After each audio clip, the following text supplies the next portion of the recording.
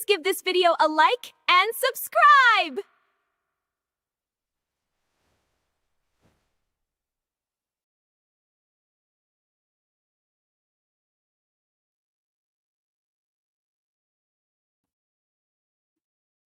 Good morning, good afternoon, good evening, wherever you may be, and welcome to Honey Badger Radio. My name is Brian. I'm here with Allison, and this is Maintaining Frame.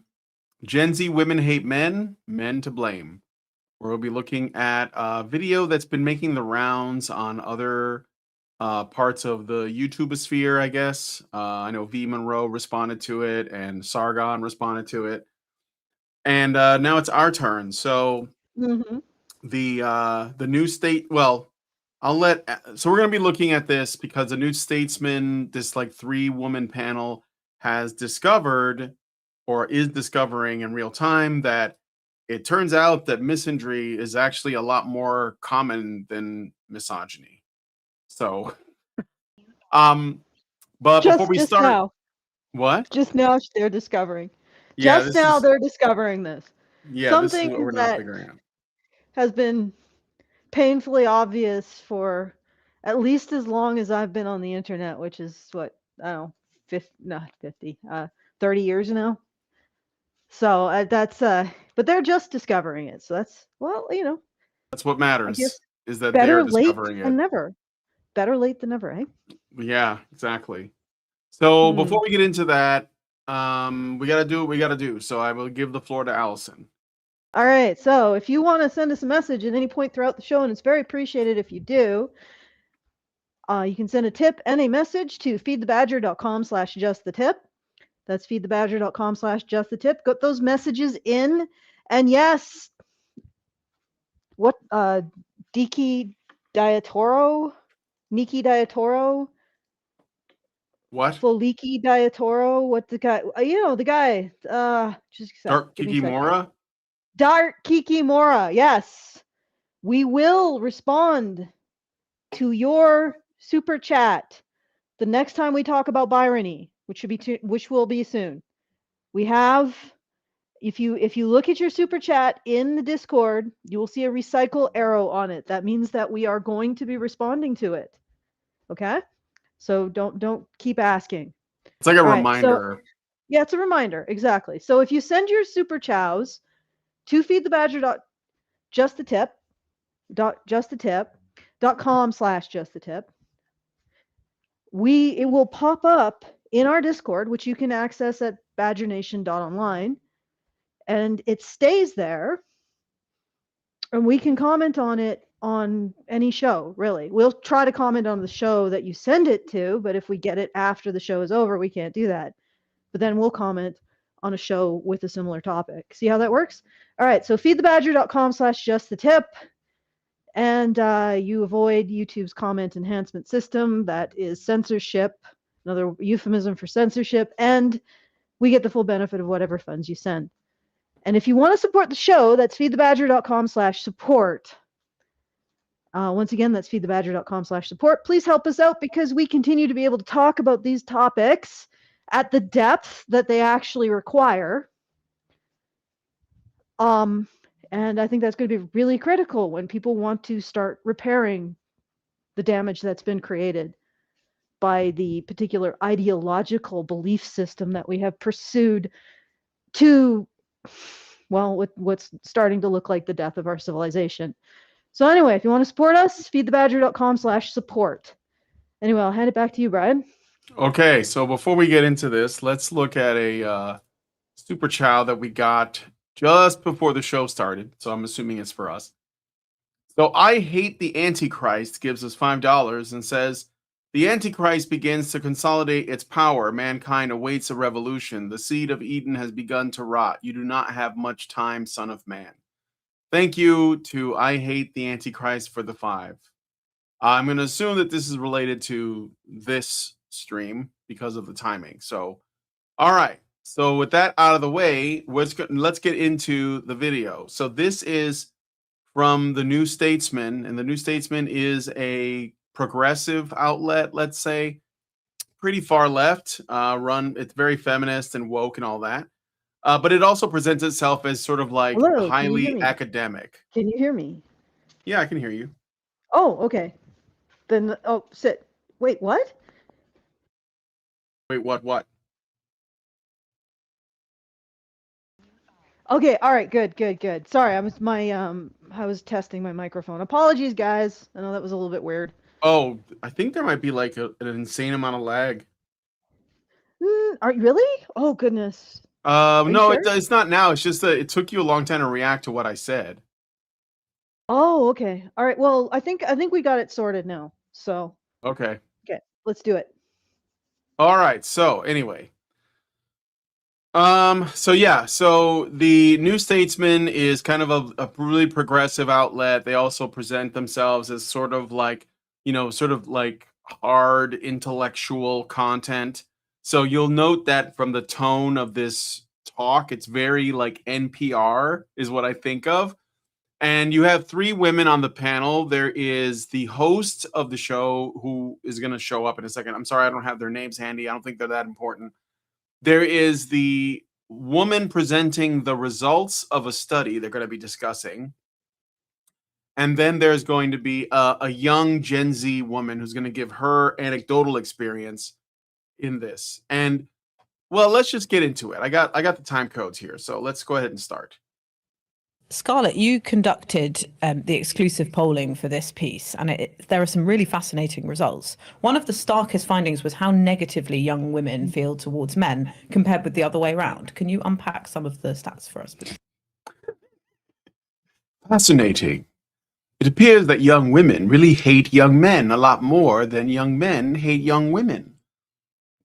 We have the genders divided, but the numbers are fascinating. So this is the host of the show, okay? Yeah, I think out of everything we found, this is what jumped out the most to me. I think we're very used to hearing about young men's negative views of young women's and sort of, misogyny amongst young men. But this really struck me because we found that, 72% of young men have a favourable view of young women, 7%, so not very many really, have an unfavourable view of young women when it comes. Oh, I'm sorry. Let me put my headphones on. For some reason, my microphone's picking up the audio from this. So, you want to say anything about that so far?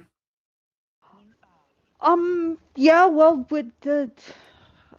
we intended to create an unfavorable view. I mean, the thing is, the problem is with everybody who's talking about this, is you can really divide them into two categories. People who recognize that if you tell young women that heterosexuality is the source of female oppression and their relationships with young men are essentially going to be extractive, exploitative, and abusive on the part of young men, that might create anger and resentment and hatred towards young men on the part of young women. But the problem is that the one side of the argument refuses to recognize that saying that men oppress women is false. Okay? Like it's wrong. And until you recognize that that's wrong, that is a wrong framing, and I don't mean just morally wrong, I mean it's literally factually wrong on every conceivable level. It is a complete and utter lie about human nature. Men do not oppress women. They do not. They do not with green eggs. They do not with ham. They just do not oppress women. Full stop. And never have. And until you get through, like you cross the Rubicon and you get to the other side and you stand with us on the other side of the chasm with the other people who have understood this on a fundamental level and don't make it part of their worldview, you're not going to get anywhere with women's hatred of men because it's logical, it's rational. In a world, if we accept that men oppress women, that men use rape and domestic violence to uphold patriarchy, which is a system of men extracting from women, then women's, antipathy towards men makes perfect sense. Right? You can't expect them not to feel that. So if you want to believe that men oppress women, fine. I mean, I have lots of issues with that, but for the sake of argument, if that's what you want to believe and that's what you want to teach young women, then what you will end up with is hatred towards young men. Now you can actually look at the science, the non-science, the nonsense around this whole thing and come to the logical and correct conclusion that men do not oppress women and never have.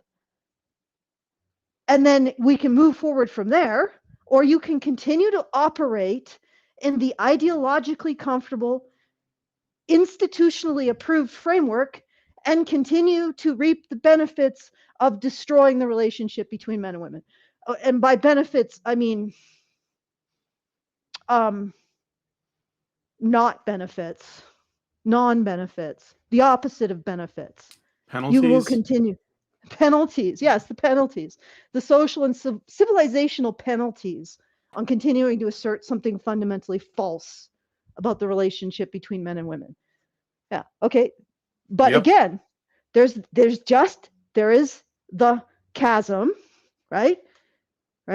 There is the belief that men oppress women. There is the recognition that that is false, right? That is actually something that makes absolutely no sense. And then there's a chasm between those two viewpoints. And as long as you're on the other side of the chasm, I don't know, like what you do.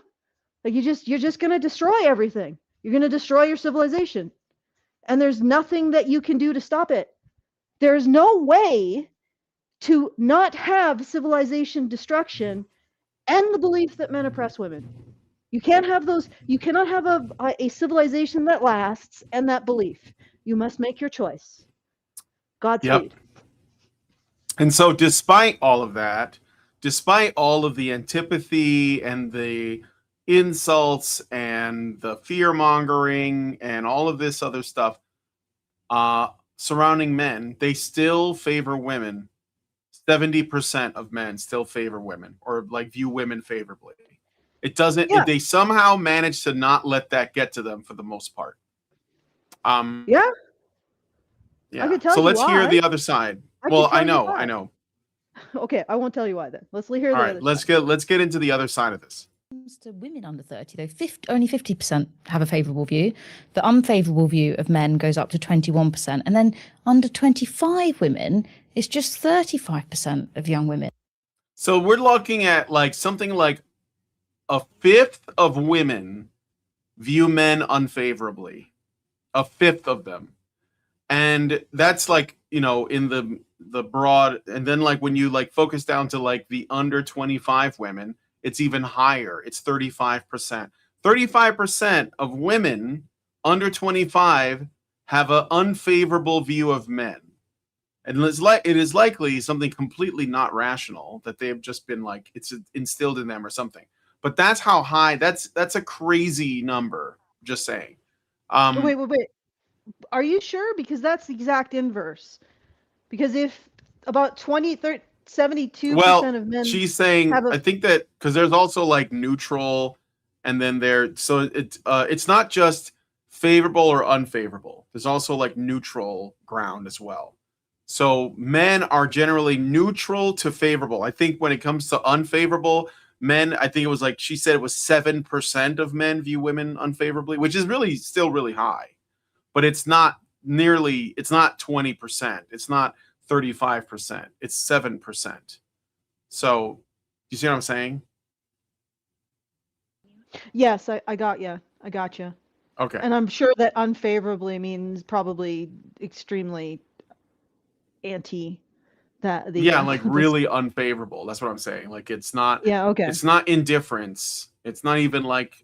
I think that because again, I'd have to look at the Mild study. annoyance. I don't have it in front of me, but yeah, she said earlier that 70% of men view women favorably, 7% view them unfavorably. So that means that there's a chunk in the middle that's, you know, maybe indifferent. I don't know if it's like 3 different positions or if there's more, and she's sort of like throwing, who knows, right? But anyway, let's keep going.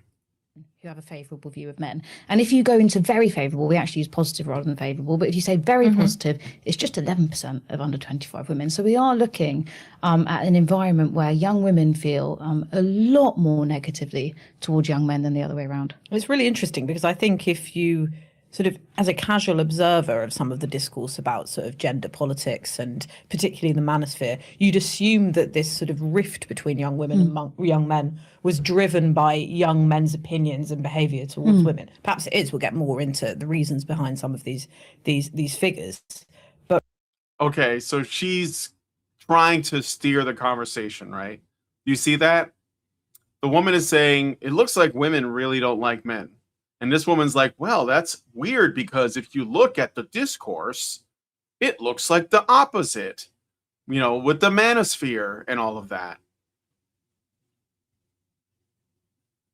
Allison, are you not saying anything or? Uh-oh. Yes, Let me I was see if- muted. did she- Oh, okay. I was Did you- fighting. I was fighting with my mute button. I apologize. Oh, wait, I'm still fighting with my mute button. No, I hear had you. double muted. Oh, really? You heard me even Yeah, before that? I hear you now.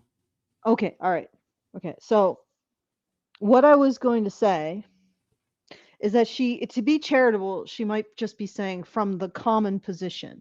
So from what you hear, well, of course, from what you generally hear, they only focus on what presenting men as disliking women, because that's what they care to focus on. That's consistent with their narrative around patriarchy, backlash, entitlement, and everything else, which itself will, like, promoting that kind of narrative with no constraint on whether or not it's accurate will itself cause young women to hate young men. Or but I mean, if we're going to be charitable, maybe she's just saying, well, commonly, Maybe. maybe. All right. Yeah. Let's keep going. Wait, let me look at the time codes, make sure I'm done with that part. 2:52. Yeah, really, I mean, it's much more stark on the side of women's attitudes. Exactly. And it's not even reciprocated, you know, on the young men's side. It really is unbalanced, with young women feeling much more negatively than young men. Yeah. And Emily, you spent a lot of time with this demographic of young women for your feature. How was this negativity towards men shaping their lives? How did it come out when you were speaking to them? I was really, really surprised by how negatively they spoke about men. And I mean, some of them still had boyfriends and still were dating, although some of them were even quite negative about the men they were dating. One girl I spoke to was like, I couldn't imagine my boyfriend at the pub with his friends talking about political issues, whereas that's basically all me and my friends talk about. So, you know, she felt quite scathing towards, even though she loved him, she felt quite scathing towards him. And some then she doesn't love him. No. Oh, wow. Yeah. So Yeah, that's a real red flag right there. Huh. Yeah. Okay. it's wild. Okay, so well, let's just keep going. women I spoke to had basically sworn off men completely and said they were uninterested in them, didn't have male friends. They all said they would not date a man who didn't share their basic views, and given women and men don't have exactly the same politics, and you know, that's going to become more tricky if women are just totally not up for dating a man who disagrees with them on core issues. They viewed that as an absolutely uncompromising moral standpoint. Yeah, I thought that was really Okay. All right. So this is I guess we are surprised now that after 3 generations of promoting the notion that men are defined by oppressing women, that young women now hate men and don't want to date them and don't tolerate any kind of political viewpoint outside of whatever they've decided is correct, which incidentally is entirely based on the modality that they think in and find most comfortable. So it completely denies the possibility that men understand the world in any way that's kind of unique to them. In fact, I believe that they would consider what I'm saying to be complete sexism, right? So yeah, here we are. And this is like, why would anybody be surprised at something that I've been predicting overtly, like on this channel and before on my own channel for like, what is it, 15 years now? Right? Like, I've said this repeatedly. you're going to promote this, and then the outcome is going to be the destruction of the relationship between the sexes. And unfortunately, we sort of need that as a society. We sort of need that to work, to have our civilization function. That's something that's load bearing. But okay, we're gonna do that. We're gonna promote a belief about men that's inherently dehumanizing and also wrong, and demonizing and also wrong. And it's going to destroy women's attitudes towards men. And now their attitudes towards men are destroyed. Go us. Yay. We got our win condition. Okay. Let's yeah, we got it. We did it. Hey, let's give us all a hand in the West. Yay. We've done it. That's is it satisfying? Is it what everybody hoped it would be? Like is this like, are we all gonna have like a little celebration now? We've done it, guys. We all did it. We finished. We got our win condition. We got to the goal. Like it's we're here. I guess the treasure was the misandry we made all along the way, or some shit. Or what is it? The Maybe the true misandry was the friends we made along the way, or something, yeah. or something like that. The real patriarchy something. was the friends we made along the way. I mean, isn't everybody like, well, we did it, guys. This is what our society set out to do, and we've done it. Yay, go us. Mm-hmm.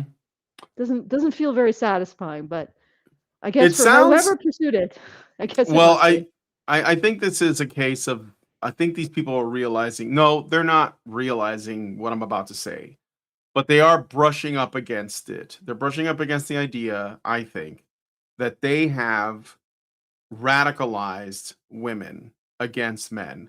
And they've done it by essentially making politics, or specifically their version of politics, their lens of seeing the world through the political whatever.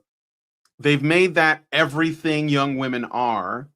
Like, they basically made that everything young women have to care about. And every single one of these political issues that they're bringing forward are existential threats to women's existence.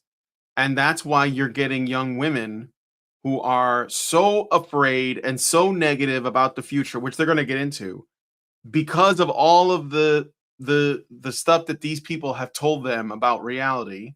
I mean, including and especially men in their lives, and how bad everything is, which is why so like on the right, you have like the young, I think she's a college student or something, and she does studies on her college campus. And she was saying that these women I know are so negative about men that some of them are even negative. They say bad things. They badmouth their boyfriends. And they'll say things like, well, these are the issues that I care about. And we talk about politics all the time, whatever. And it's always, it's always the leftist, like, purse puppy politics.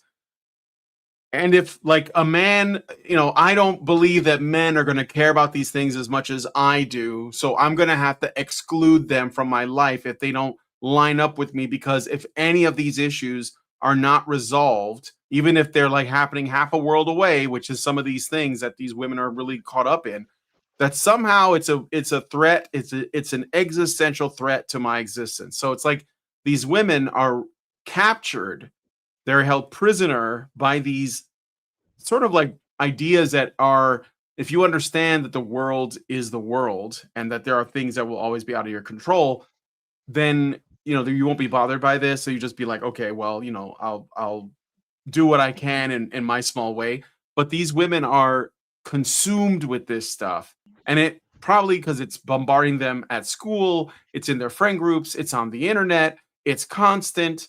And I think that it's made them crazy. I think that's what's happened to most young women, is that they are basically operating in arenas they probably were not supposed to, and it's making them insane. Yeah, I can give you the interpretation based on the modalities analysis.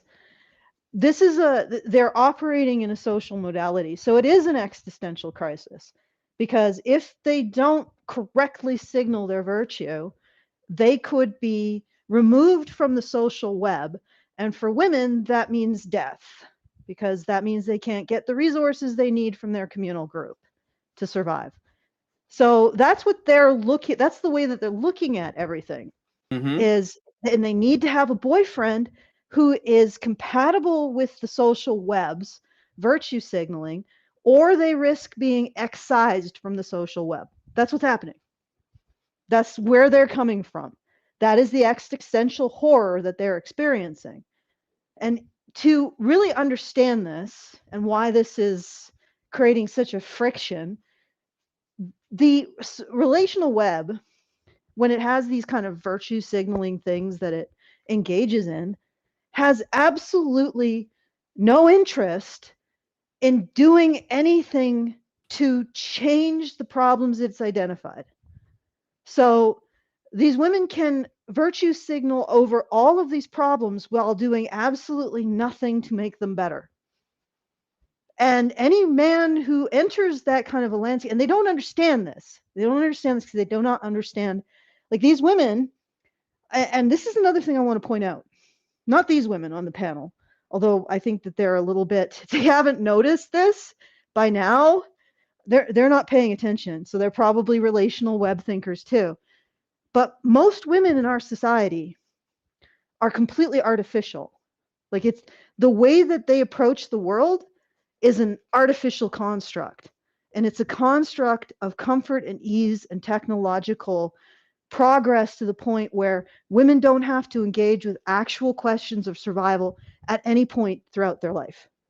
That means that their endocrine architecture is actually childlike relative to what it would have been with women in the past who had to engage with issues of survival, either like directly because there could be famine, there could be war, there could be environmental devastation, which couldn't be absorbed by a federal government. It was something that was immediate and could destroy your village.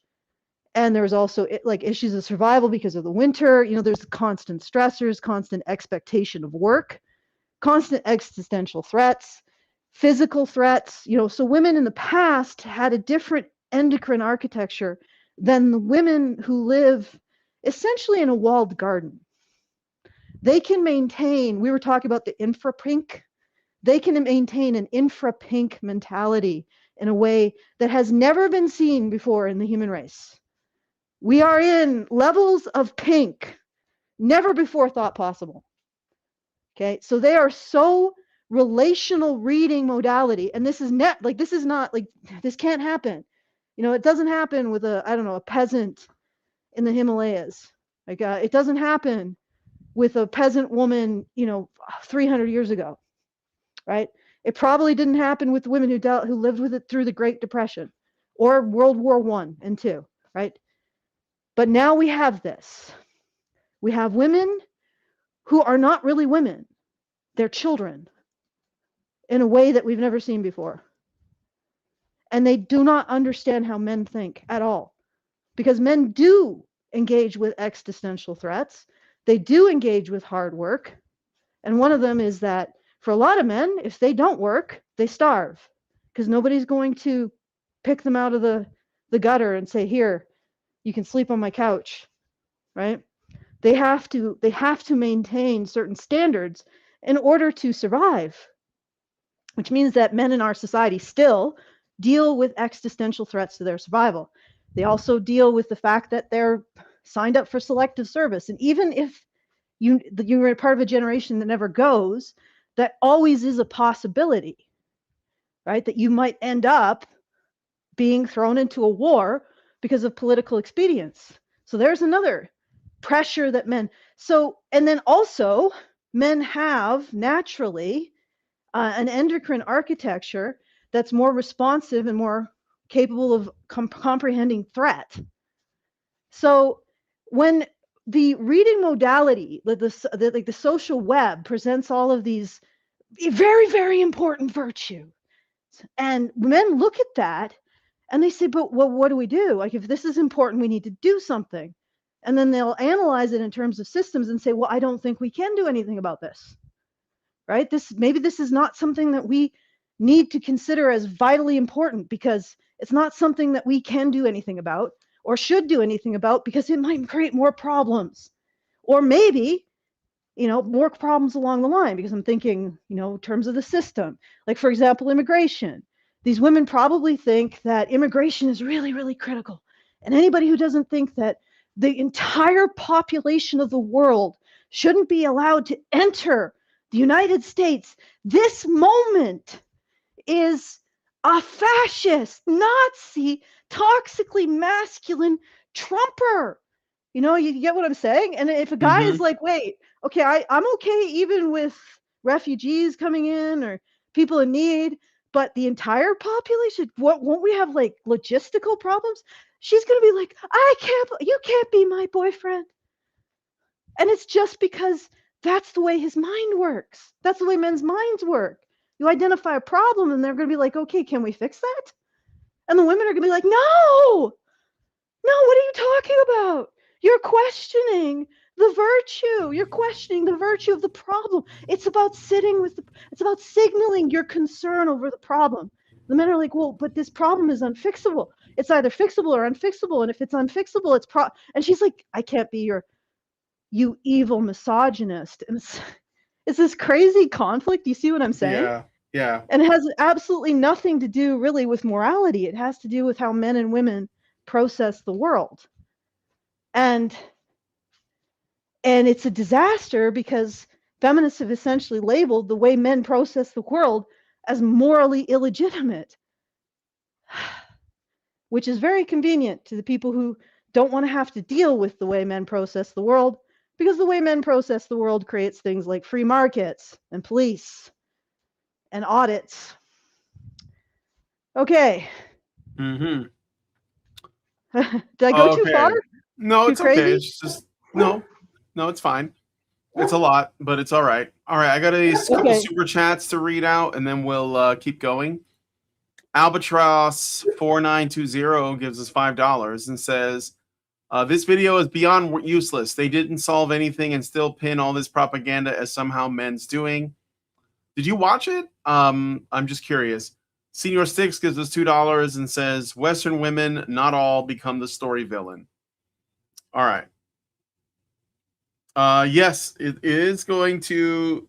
We are going to feel it, but I guess at least they're talking around it at this point. Well, I don't want to distract, but I will say that I have seen more and more people talking about the woman question. So that's it's hard. There's only one question. There's Yeah, only it one is. question. It's the only question. Yes. Do you blame women? Mm-hmm. And if you can blame women, you are part of the solution. If you cannot blame women, you continue to be part of the problem. That's it. All right. Wit Avern Slots 2846 gives us $10. Thank you, Wit, and says, "What's your guys' thought on Andrew and Rachel Wilson? For me, they're the first to go mainstream. I used to follow Allison and Hannah on X until I got shadow banned, probably the anti-abortion.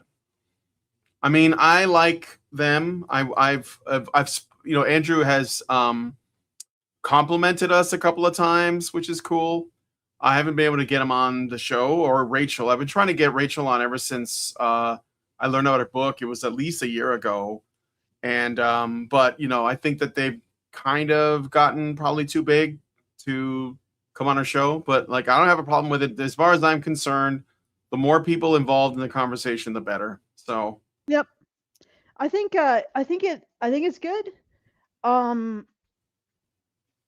I think that and I don't want to speak for them, but in terms of, I would say, more of a conservative approach, my concern would be that the idea is that a particular, like, being conservative or being Christian, no offense, is the solution, when I think the solution is to start listening to men and caring about their issues.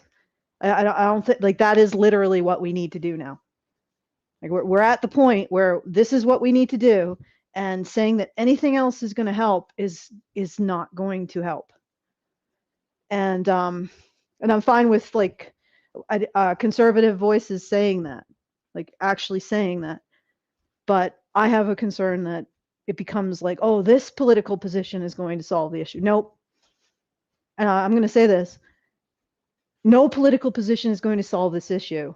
The only thing that's going to solve this issue is to start addressing men's issues. Full stop. But that's my position. Other people might have a different one. So let's continue. All right, let's keep going.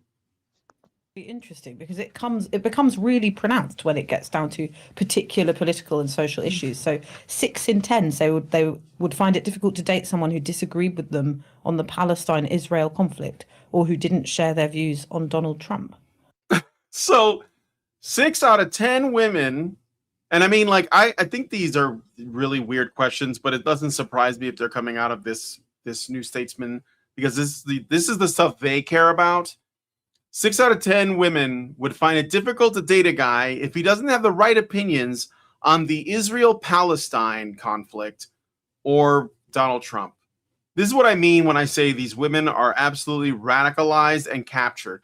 Like, and it's not just like having the correct opinion, but also not being neutral. Like, if you're a guy and you're on a date with a girl and she's like, so, like, you know, just you sit down and you're like at the Cheesecake Factory and you think, wow, that's a green flag because she didn't just walk out on the Cheesecake Factory, and you're about to get your chicken wings and you sit down, you're waiting for your chicken wings to come, and she says, puts her purse down, turns to you and goes, so what do you think about the Strait of Hormuz? Like, and if he goes, I don't know, I haven't been following it very closely, she's like gonna walk away. Like, no, we're not doing this. Like, you. So it's not enough that you're indifferent. Yeah, it's not enough to be indifferent. It's not enough to be uninformed. You have to hold a very specific perspective. It has to be the one that she was told to hold, because a lot of the time these people don't know why they believe what they believe. They just know they're supposed to believe it because they're trying to figure out what is the consensus. The relational web. Yeah, where the relational web is, so they can, like, essentially place their opinion in the position that's going to make them the most safe from, like, social ostracization or whatever the social consequences for not doing that are.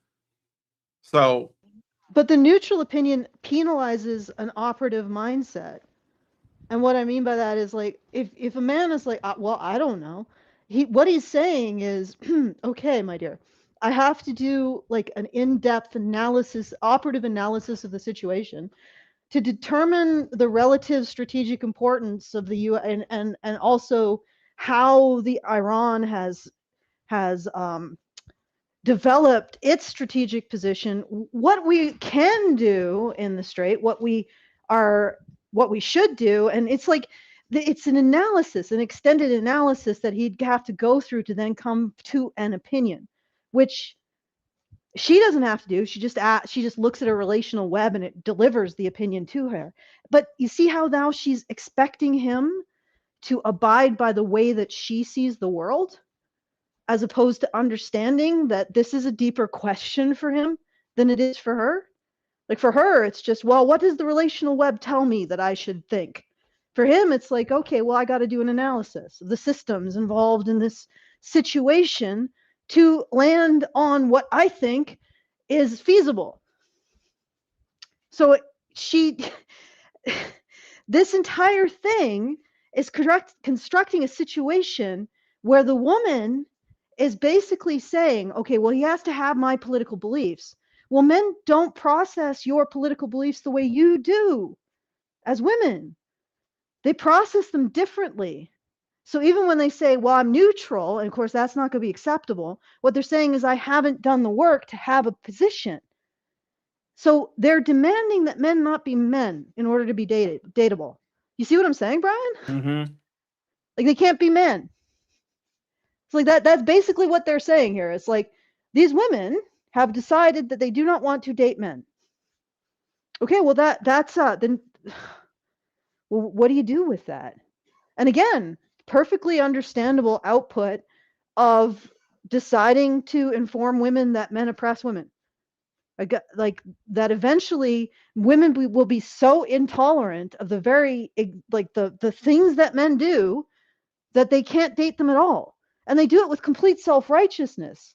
They're basically saying, my political position is the correct one, And their political position is derived from a completely different cognitive process than men's political positions generally are derived from. So the only way that men could have the correct political positions, because this is going to change, right? I mean, even if they understand the correct political positions of the relational web on Tuesday, that might have changed by Thursday. So men have to operate in the same way that women do politically. You see what I'm getting at? Yep. In order to keep track of all this, they literally have to be women. So these women are basically saying, no, I just want to, I don't want to date men. Okay. Well, okay, date other women. Here's your punch card to the women's shelter. Well, wait, they don't really accept lesbians. Your punch card to the ER for, 4 broken arms and you get a free nose reconstruction. There you go. Yeah. Go enjoy your lesbian relationship. Okay. All right. And Emily, did you get a sense of why? I mean, you spoke to some influencers actually, and we often talk about these influencers in the manosphere who are leading boys astray. But in a way, there's something sort of reflecting what's going on the male side of things going on for women. Had they been sort of Like that throwaway, leading boys astray. Astray from what? Like this fucking femtopia you guys are trying to create that literally excludes them? Like, why don't you ask yourself why men are seeking the manosphere instead of saying, well, these manosphere guys are just like an obstacle. We need to do something about them. Oh, wow, look at how much women hate men right now. That's weird. Anyway, let's get back to this manosphere thing that we have to stop. Okay, anyway. influenced by things that they were seeing online? Yes, I think men and women are looking at very, very different internets now, young men and young women. Like the women I spoke to said they were worried about what the men were looking at online. They're worried about, Andrew Tates and people like that. Yeah. Whereas I spoke to an influencer who would post very, very left-wing content, very sort of anti-imperialist, very pro-Palestine, very anti the government, anti-Starmer, anti-Trump, but also there is mixed in content about, and with her and people like her, about toxic masculinity, about manufactured male victimhood, things like that. It all kind of blurs into a larger online space where... Manufactured male victimhood? I don't want to know. All right, should I jump ahead to the next time code? I would Or do not. you want to say? Manufactured male victim. Oh, good Lord. What are these? Like, these women are going to be having this conversation as the world burns down around them. Oh, what's that flickering? The lights are going out. Well, how did that happen? Why can't we get fresh water anymore? Why does it cost $1 million to get a roll? Like, what is all? Well, let's get back to the discussion. Jesus, like it's I don't know. I think we're past the event horizon on this issue, and what it is now is we got to just record the problems and hope that we can build something from what happened. We're at sort of the Red Sea situation at this point, but this doesn't help. Like this Yeah. kind of complete lack of, and yeah, they get a lot more attention, but they aren't even positioned to really understand what's going on or connect it to anything. But yeah, you're right, Brian. They are noticing. I guess that's good. They're starting to notice more and more, but they've been noticing more and more for decades now. But anyway, let's keep going. All right. Well, yeah, I'll do a little bit more of this. that has a significant antipathy towards men alongside progressive politics. Yeah, I found it interesting, actually. That's something that I've come across on my own feed, Oh, for the love of God. That What? progressive politics have, it's so fascinating. It's so intriguing that progressive politics. I know.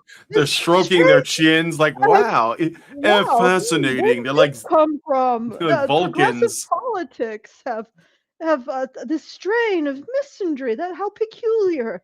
Like, Meanwhile, for the last how many decades have they been really explicit that the problem is men? What, you telling me that the group of people that have identified the problem in the location of men, the existence of men, are they are anti-male? What a shock! Like, this is are these women who are just woken up from, like, were they in like some Futurama time capsule? Just missed the last 40 years of an entire movement situating the problem with everything in the world in men? Of course, they try to fig leaf by saying, oh, it's patriarchy. But somehow the patriarchy fairy visits every little baby boy the instant he's born and blesses him with the evil of toxic masculinity somehow, which can only be purged by a feminist exorcism, right? But they're not blaming all men. It just happens to be it's always men.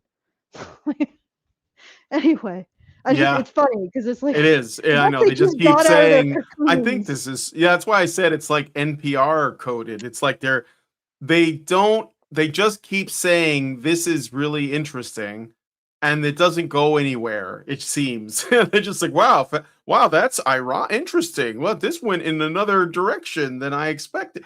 This, and like, again, why were you expecting men to hate women to begin with? Don't you think that actually demonstrates the thing that you're shocked by? But anyway, NovaFan21 gives us $1 and says, women make tons of man-bashing videos online.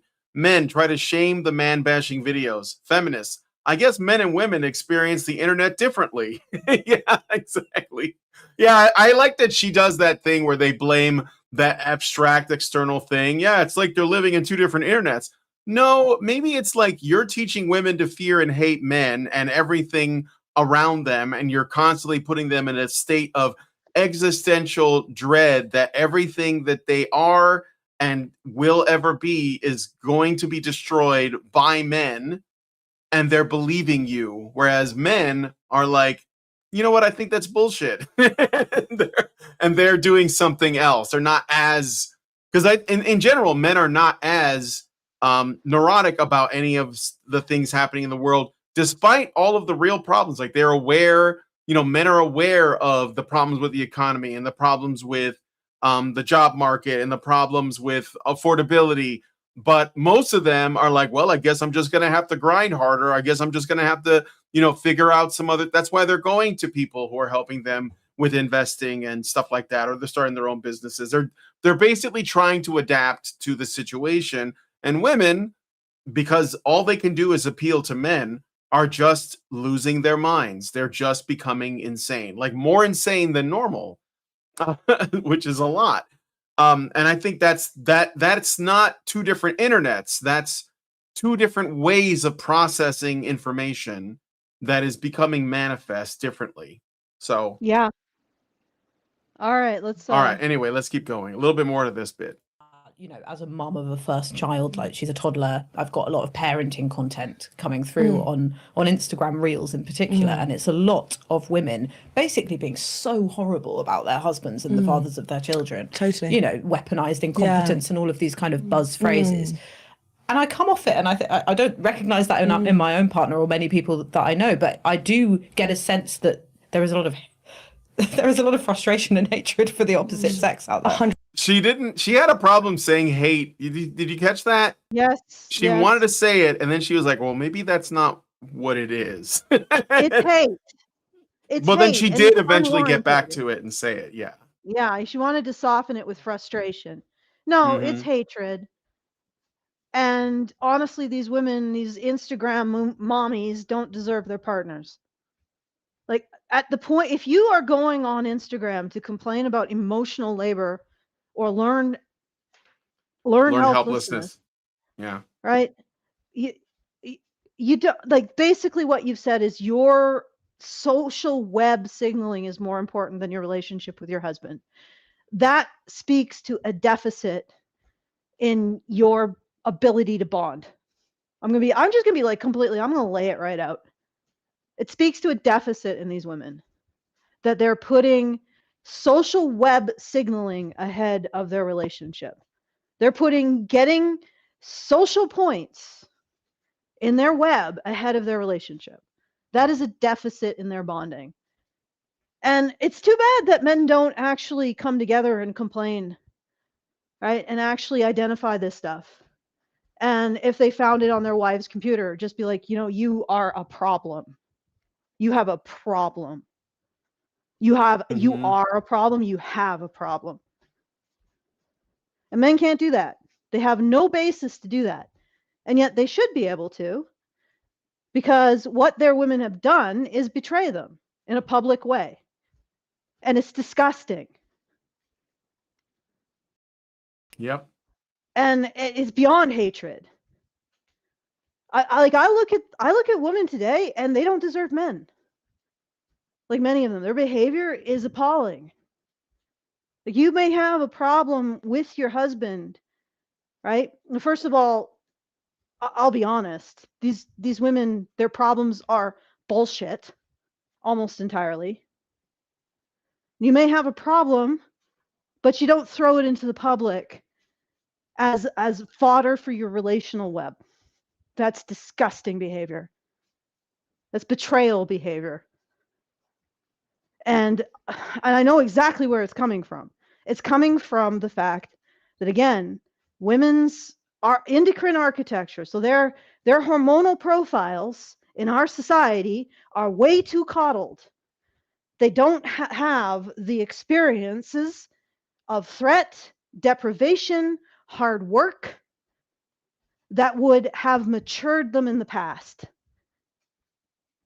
And like they say, oh, strong men create strong times create weak men. No, what happens is strong men create good times. Good times create infrapink, and infrapink destroys everything. And we are living in a time of infrapink. Women are, okay, I'm going to say this. It's going to sound really weird. Women are way too feminine. Feminism is femininity taken to an extreme where it can't even recognize its own actions or its own thoughts as its own responsibility. And then women themselves are so oxytocin dominant that they are incapable of pair bonds. Like, pair bonds require specificity. They require a certain amount of activated vasopressin, or at least oxytocin that's acting like vasopressin, which itself requires a environment of threat, which doesn't exist for women. They're too coddled. So they're not even capable of proper pair bonding. So they live in these vapid oxytocin webs where everything is about the relationship. And I figured out what being seen is. I have a theory now on what the relational modality's obsession with being seen is about. And it doesn't bode well for their eventual happiness. In order to be seen, you actually need a man, because only a man can provide it. Other women are not going to provide that for you, ladies. So you can spend all the time you want in your relational webs trying to extract being seen from other women who are trying to extract being seen from you, but you're not going to get anywhere.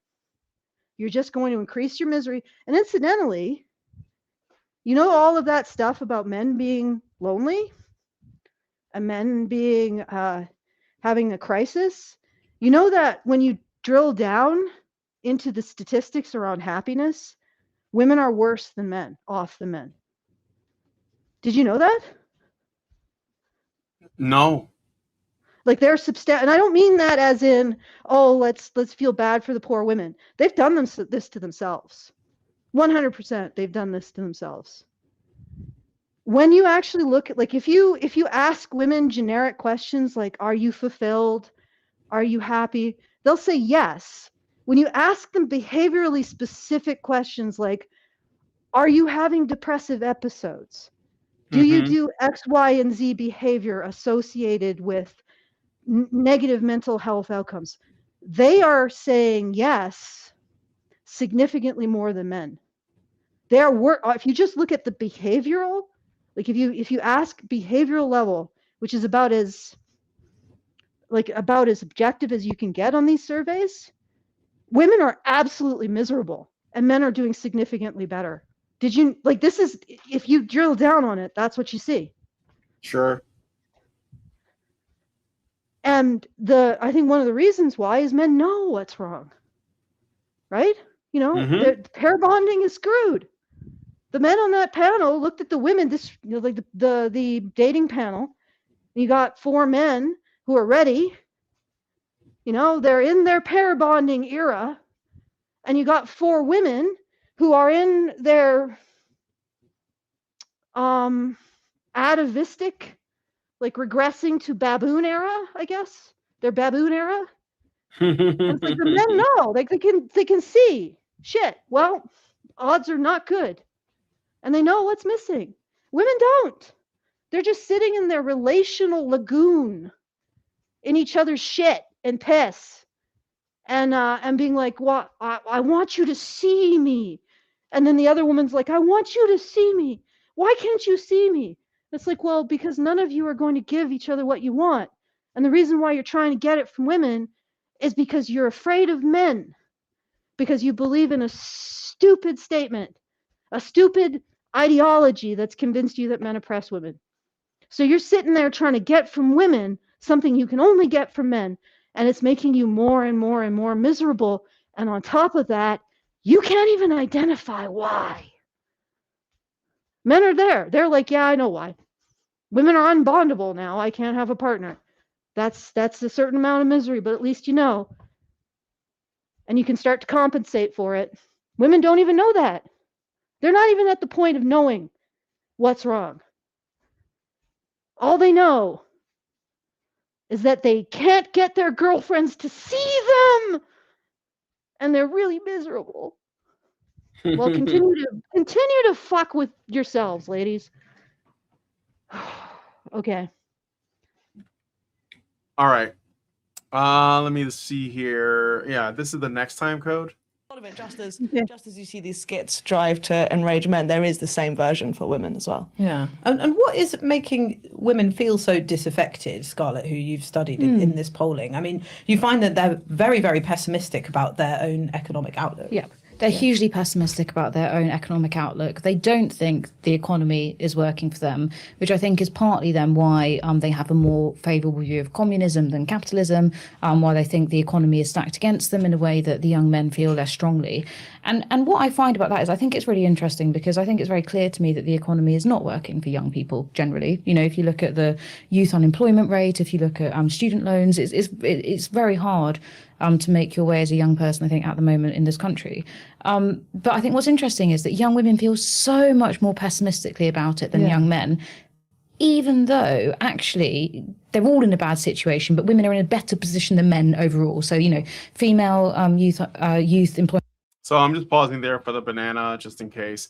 So women are more pessimistic about the state of the economy. They're voting for socialists. They're voting far left because they think that's going to take care of them. Men, despite the fact that they also are dealing with these issues, are not as pessimistic, like I was saying before. And on top of that, she says that women are in a better position than men are, which is true. They're getting a better education nonetheless and all that. But also, and I don't think she's going to say this, she might say it. I'll have to check and see. Also, ultimately, men are going into the economy under the assumption that they're going to have to use their resources to invest in a wife and family, whereas women are just having the resources for themselves. I'm not saying that's the way it should be. That's the way it is. That's the way that women see it. So when they say, I'm not making any money, it's not, I am not making money so that I can start a family with a man. It's, I'm not making money for myself. But men are thinking, I need to make money so that I can start a family and buy a house and take care of my kids. So it's not even the same mindset, which means men are under more pressure to get more, but they're less pessimistic than women. Okay, so You want to know why?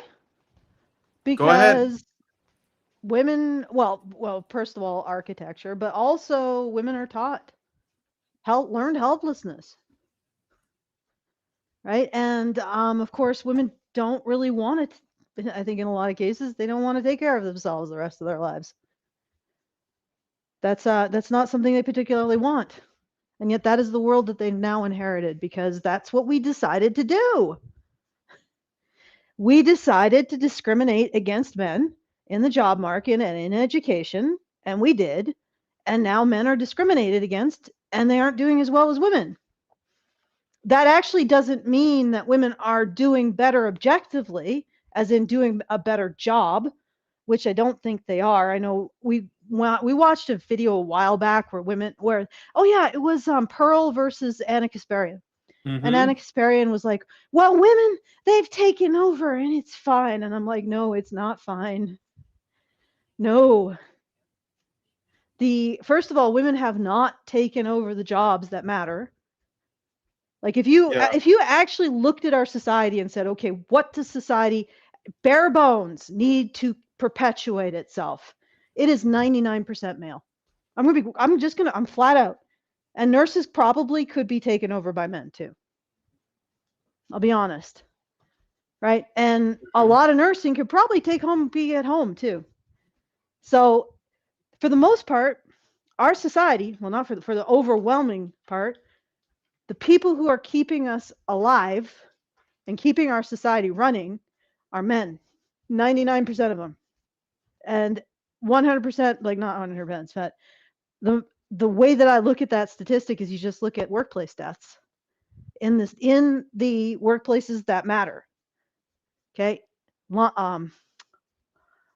Energy, infrastructure, industry, mining, resources, all of those industries.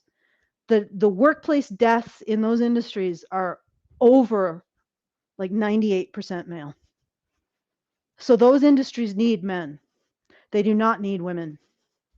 And that also includes all of the emergency industries as well, right? Except for maybe EMT. Okay? We need men. Women have not taken over those jobs. So when I say that women are doing better, I don't mean that they're doing better job, because they're not. They're doing better in the system in which the narrative becomes something that earns money. So we decided to do this, and now it's done. Okay? All right. Let's keep going. All right. Stats are much better than male ones. Again, female earnings now for these younger generations have surpassed male earnings. So actually, yes, I think it's sort of absolutely right that they're feeling frustrated. But I still can't quite explain how much more pessimistically they feel, and that is even more pronounced actually amongst, like, it's a bit of an awful pollster term, but about ABC1 women, rather than C2DE. So sort of middle class, more affluent young women in this country are the ones that feel those negative feelings towards the economy, towards. So I'm not from England, so if you guys know what she means by those, I don't know, I think they're like stations or something. They're like different audiences. Not at all surprising, but again, I think that women just feel more negative feelings, like more prominently, I'm guessing, than men. Men are like, okay, well, this is the situation we're in. How do we get out of it? And that's what they're doing. So, all right, I'm gonna move on to the next time code unless there's something else. And let me just check. No super chats or super chows yet. And we got some early on, but not since. Get those super chows in, guys. feedthebadger.com/justthetip. Send them in. Tell me what you think. Do you guys understand what I'm talking about? Like, somebody send in a super chow and say that, yes, Allison, you haven't squirreled into a place where nobody can follow. All right. feedthebadger.com/justthetip. All right. We're going to go 11 minutes in and look at, the more pessimism from women. I say 11 minutes, so I'll go like right here. With the young men in their personal lives, they feel like they will make racist jokes and sexist jokes, and they'll laugh at them. They won't stand up unless there's a very specific sexual goal. Well, Scarlett, you talked about the the sort of contrast in terms of class, but actually there's quite interesting. Well, okay, stuff wait a second. coming Could out. we address the fact that beginning of the time code? Because I'm sure there's a lot to it. Do women stand up when other women engage in misandry Probably not. or sexual assault You on want me to men? go back and play a little bit before I'm that? curious what that was about. Yeah, sure. Let me find it here. State of the country 1114. Why am I not seeing any of this text? Well, whatever. I'll just go back a little bit. Social justice issues that don't involve self-promotion. That's their feeling.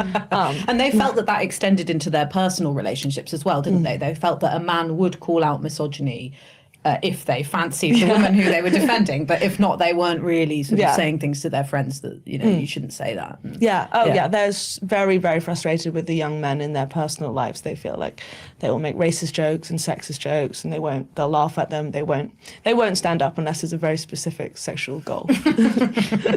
Well, okay. Yeah, so all right, that's what it is. Do the young women stand up for them? Like, there's no reciprocation. This is ridiculous. Yeah. I wish that people would recognize that men were the ones who did most of the work to end like institutional sexism and racism insofar as they existed, and did most of the sacrificing for that. Let them have their crass jokes about the things that they actually fight against. That's the irony. Reading modality, relational modality thinkers will sit around talking about how sexist and racist jokes are bad while doing absolutely nothing to change real problems in the world. They'll sit and signal. Meanwhile, operational readers, or men, sorry, I'll just use men, will actually fix things if they're a serious problem and it makes sense in the context of their ethics. And men tend to be merit-based.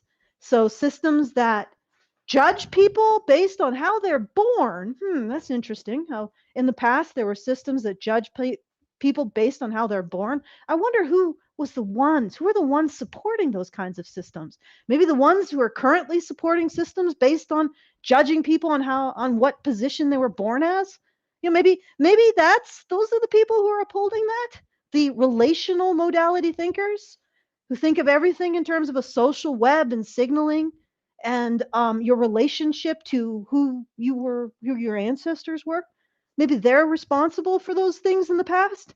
And it was the group of people who are more merit-based who said, hey, people shouldn't be judged by who their ancestors are, the color of their ancestors, and then said, we gotta make sure that doesn't happen. Because that's what really burns me, is that the people who probably supported the relational modality thinkers, who were probably the ones who established all the racism in the past, who said that people should be judged by how they were born, who they were born to, because that's a relational modality system of hierarchy, and still do that today, are the ones who are tisking about the operational modality thinkers, who are the ones who probably did what they could to end it and replace it with a meritocracy. Does anybody understand what I'm saying? I'm saying women are racists on a fundamental level. They support racist institutions, which is what intersectionality is. They're also sexists on a fundamental level, and they support sexism, which is what feminism is. And they continue to do these things, and they did them in the past, and it was men who challenged them. Men. And these men are probably making these jokes because they find it crass and funny, the whole concept of it, because it's not meritocracy, which is what they respect. Okay? And I want to say that. I don't even think these girls have the right to have an opinion on these issues. Because when 200 years ago, they would be the ones supporting the racist institutions that judge people based on how they're born. Just like right now, they're supporting the racist institutions that judge people how they're born, and they're supporting the sexist institutions who create a hierarchy of morality with men on the bottom. I'm so fucking tired of this. Yeah. Okay. And I wanted to actually say what I was trying to get at previously was these women are like, they seem somewhat surprised that the outcomes that institutions that command billion-dollar budgets said were their desired outcomes have come to pass. You know, like we said, okay, the future is female. We're going to prioritize girls in school and treat boys like defective girls. Oh, wow. And then these women are like, wow, boys are failing in schools. Where did that come from? How? It's almost like it was just, I don't know. Maybe Uranus gave off a magnetic pulse and it just somehow caused that to happen. Where could that Giggity. have come from? Okay. All right, I got a super chat from Wida Vern Slots 2846, who gives us $5. Thank you, and says, "I work in distribution, and people don't realize how much our daily lives still rely on actual physical strength. Pisses me off every day. My back hurts." Yeah, Yeah, they take it for I'm aware. granted. Yeah, we talk about it on here all the time. Like all the stuff that we enjoy, you cannot, let's say, completely, you can't separate yourself from the raw materials that make it possible, and a lot of that is still men's labor. Like it's mostly men's labor. It's not just distribution. It relies on men. Every place that relies on men's strength is a place that is indispensable to the continuation of society. Yep. So men are absolutely indispensable, and you can see that in the workplace death statistics, because they try to pretend like, oh, mining, it's 20% women. It's not. The way that they do that is, first of all, the mining quote unquote company will outsource all of its operation to contractors. So the actual executives of the quote unquote mining company have never even seen the inside of a mine. They haven't even seen mining equipment. They have no clue about any aspect of the process of mining. What they do is they extract financially from the contractors that they no longer consider part of their business. They're basically turned the mining operation into financial extraction on mining contractors, basically. So they contract out the actual operative parts of their business, and what remains is HR, PR, the C-suite, all of the people who engage in the financial derivatives on mining and everything else. Okay, and then they say, as a result of that, as a result of them putting all of their male workforce into contractor positions, oh, we changed everything to be, now we have 30% employed women in our mining. That's bullshit. They're not miners anymore. They're a freaking, like, a bureaucratic extraction node that's rent seeking on mining operations. And they'll say, oh, the mining industry is 20%. It's not. It 100% isn't. It's still effectively 99% male. They've just played games with who's on the payroll in order to get their ESG number and their kickbacks and their investments, and to increase their stock portfolio, and to cover their ass in terms of all of their corporate good citizenship stars that they get.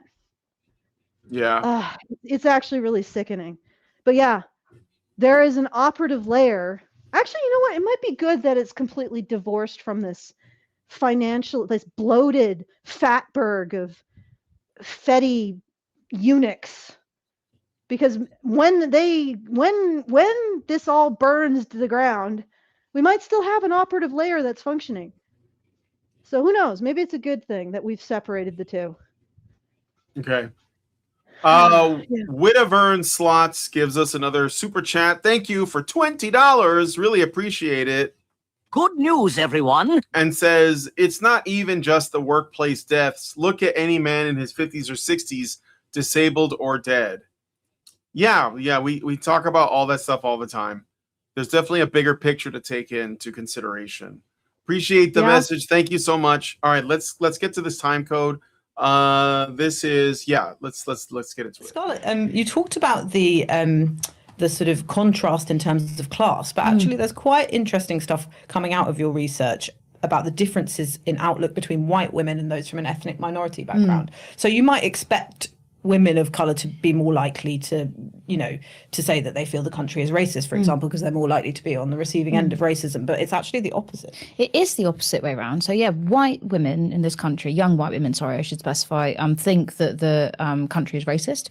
Ethnic minority women do not overall think it is racist. They're actually tied on the question, but they're significantly less likely to say that it's racist than their white peers. And I think that's interesting. That's interesting in and of itself, but that it extends into other issues as well. So actually, young ethnic minority women are much more likely to say they feel valued by the country. They're much more likely to say they feel positively about improving their life chances, about things like being in a better position than their parents, about earning a decent amount, getting a house one day. All of these issues, they feel like they're much more positive and have more of a stake potentially in society, or feel like they do, than their white peers. Yeah.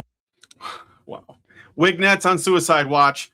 Like I said on X, your white women are your largest obstacle, Wignets. I'm sorry, but if you don't do something about that, you're not fixing anything. And it's interesting because, if it's true, then that makes perfect sense. It's like woke white women are like their own worst enemy, and they think that everything is so much worse. I guess they're more neurotic than minority women, I guess. Like there must be like some other things at play. I think that overall women are more on that side of things. Like the contrast or the difference is probably a lot greater between men and women than it is between white women and women of other races. But go ahead. Yeah, tell us. Yeah, well, minority women are more likely to have dealt with the pressures of poverty.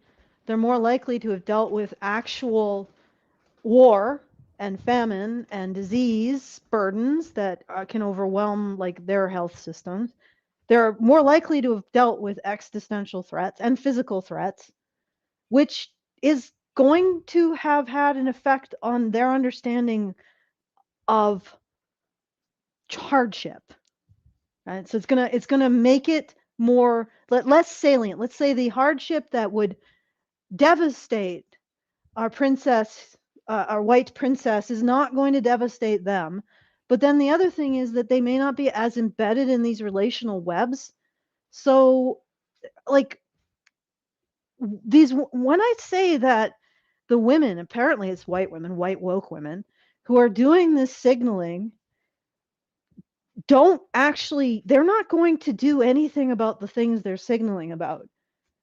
This is and the fact that they are completely divorced from what the experience of the people that they're actually signaling about, right? Doesn't make any, it makes perfect sense, because it's not about minority women. It's not about the nail. It's about the signal. They couldn't give a crap. They could promote a policy that recognizes the plight of minority women, but somehow through some operational quirk that they don't care about actually kills every minority woman ever, and they would be just fine with that because they have signaled how much they care. It doesn't matter that they actually are dying. They've signaled. That's what matters. And this is why men, they walk into this and they're probably, a lot of these guys are probably horrified by it, because they know these women have absolutely no concern about the people that they're signaling concern about. It's just about the signaling. And it never gets to the point of actually doing anything to benefit anybody but themselves through signaling. And that's sort of like when you actually comprehend that whole skit, it's not about the nail. It's not about the minorities. It's not really about the cause. It's not really about helping anybody. It's just about signaling to my relational web that I care. In fact, if all of these people die as a result of me signaling, doesn't matter. The fact is I signaled. That's what matters. And it's so solipsistic, so self-involved, that I think that men who are able to really comprehend this probably are disgusted by it. Mm-hmm. Because it's extractive. Like these white woke women are extracting social benefit and social resources, and for them, embedded in their networks, this can be quite significant because many of them are extremely wealthy, and they, if they signal correctly, they can be installed in NGO positions that will give them $1 million salaries. So it's very extractive, and it has absolutely nothing to do with helping anybody but themselves. And this is the problem, is that we have this view of women's hormone, the oxytocin, which is framed as women's hormone, as being this beautiful thing that creates love, and it doesn't. It creates affiliative behavior, sure, and in specifically the mother infant dyad, it creates a desire to take care of something that's completely helpless. But in general, it's also very extractive. And it's very aggressive towards outgroups. And it's vasopressin, like the male bonding hormone that creates the specificity that means, hey, maybe we should care about the people who are actually hurting, not just signaling to our relational web and presenting ourselves as somebody worthy of resources, and being in an extraction position, getting that NGO job where you get $1 million salary because you signaled so perfectly. Maybe we should actually care about the people on the ground who are hurting. That is a male position, because it's a position that isn't about extracting resources from a web. It's a position about solving a problem. Like, I think men really need to realize how moral they are, and that women aren't necessarily these freaking angels,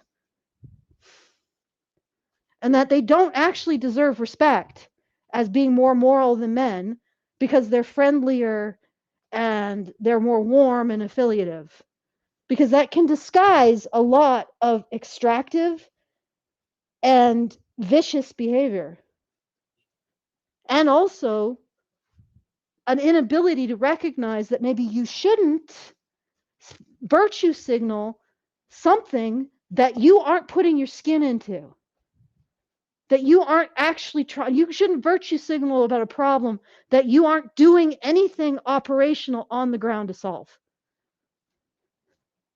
Because that's a male thing. That's a male way of thinking, to have disgust towards people who do that. Okay, let us continue. All right. Yeah, like basically what I was gonna add to that is minority women have had, or basically any woman that's had contact with the perimeter, that has experienced the perimeter, the place that have like basically gotten to a place that men experience all the time, are more resilient to that existing, because they've experienced it. White women are more, or at least the white women she's talking about, the progressive urbanite white woman, is more sheltered from that.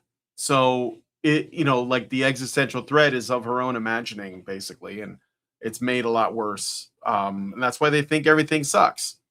Okay, so that was that, and then I got one more. I think, let me just double check it here. Yeah, so I got one more time code. 2126, right about here.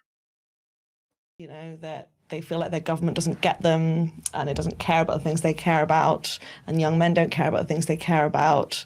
You feel very sympathetic towards them because they're identifying real issues, and if they want to opt out, why not? But obviously it has very bad ramifications for British society if one group's so alienated. Yes, yeah, exactly. And it's interesting because I think you mentioned it, Scarlett, but Wait, she just made women victims of that. Let me go back a little bit so you guys can get a little bit more context. Which is like Britain, it's a problem for them.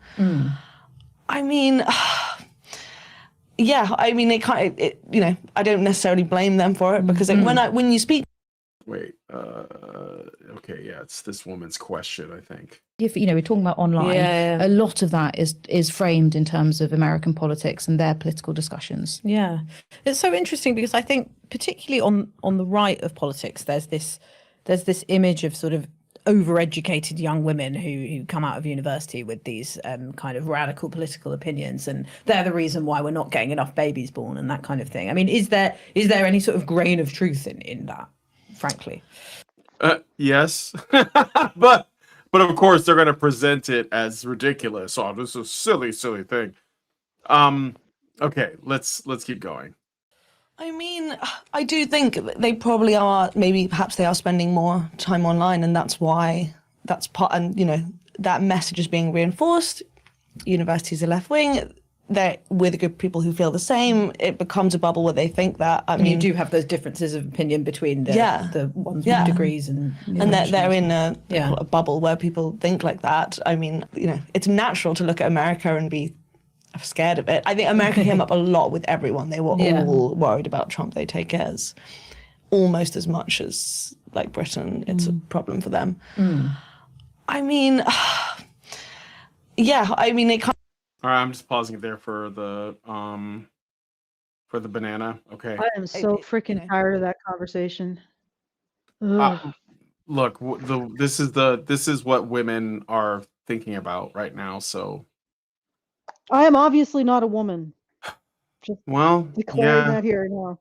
Well, look, I think it's like I said, the whole thing at this point, what women are experiencing is just the next crisis. So in 2028, when Trump is gone, whoever the next one is, depending on where that goes, it will be the next crisis. Until then, there'll be other crises. It's just a constant cycle of crisis after crisis. And women are going to be at the forefront of feeling all of that unless they basically get it together and say, oh, you know what? This is all designed to drive me crazy, and I'm not going to do that. But okay. I don't necessarily blame them for it, because when you speak to them, you just feel they're quite compelling about all these issues. They describe, graduating into a world where they're watching war on the internet, that they feel like their government doesn't get them and it doesn't care about the things they care about, and young men don't care about the things they care about. You feel very sympathetic towards them because they're identifying real issues, and if they want to opt out, why not? But obviously it has very bad ramifications for British society if one group's so alienated. Yes. So women are being alienated because they don't feel like the government or men are listening to them. That's where they've landed on this. Yes.